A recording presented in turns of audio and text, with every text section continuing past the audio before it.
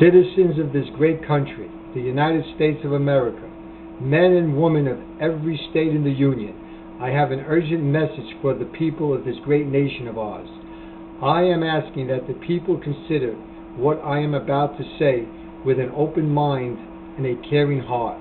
Being a citizen and unknown to my fellow Americans, and not in the political arena, I may not carry the weight of the present candidates. But what I am about to say will make sense to each and every one that listens to me with an open mind. Our country has never faced more of a challenge than what is presently at our country's doorstep.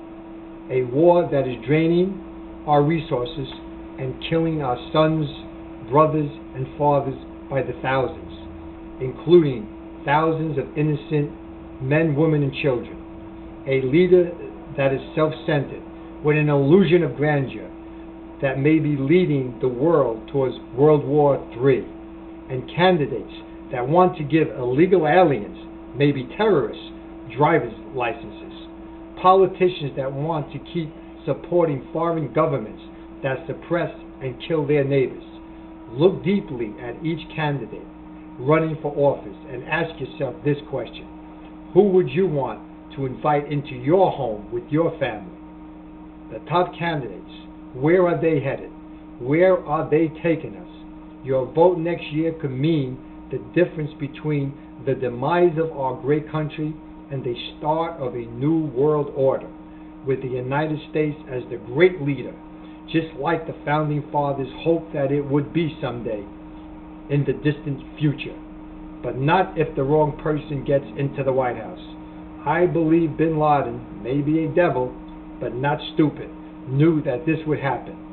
The president seizing power, the economy in trouble because of the war, the major powers condemning us for military aggression, inflation, low morale, the rich becoming richer, and the poor becoming poorer, and so on. Well, if he did not plan it that way, he sure was right. We have become the 1938 Germany in the eyes of the world leaders.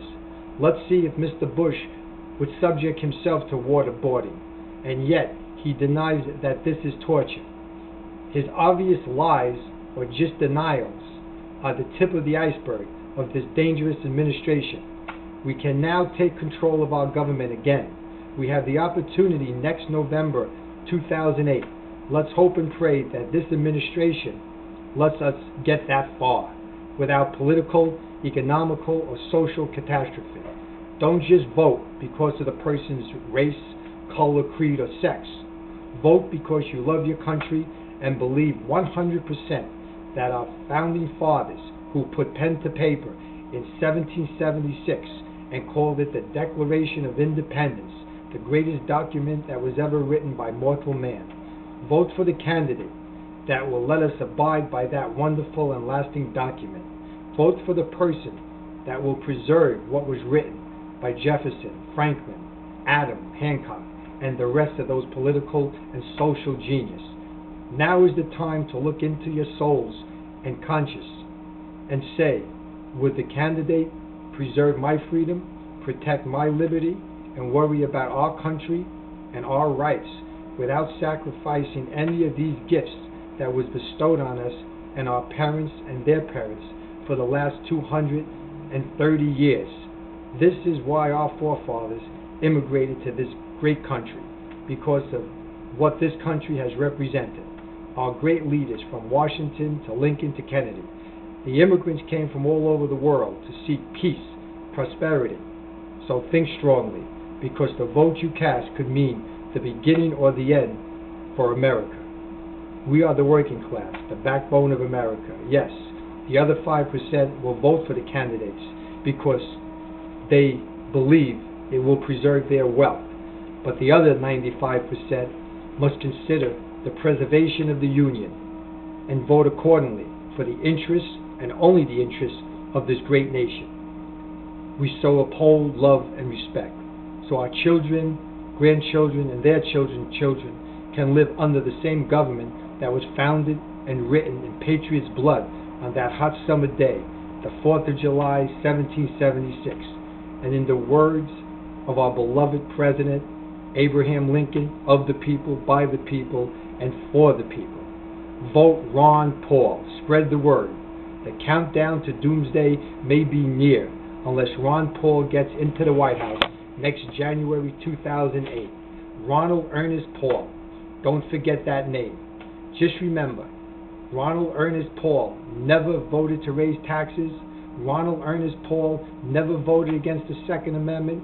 Ronald Ernest Paul never took government-paid vacations. Ronald Ernest Paul never voted to increase the power of the executive branch. Ronald Ernest Paul never took junk as paid by the government. But Ronald Ernest Paul did vote against the Iraq war. Ronald Ernest Paul did return a portion of his annual congressional office budget to the United States Treasury every year. These are the things that Ronald Ernest Paul has done for the people of the United States. And in the words again of Abraham Lincoln, America will never be destroyed from the outside. If we falter and lose our freedom, it will be because we destroyed ourselves. A message by Jimmy Jancarelli.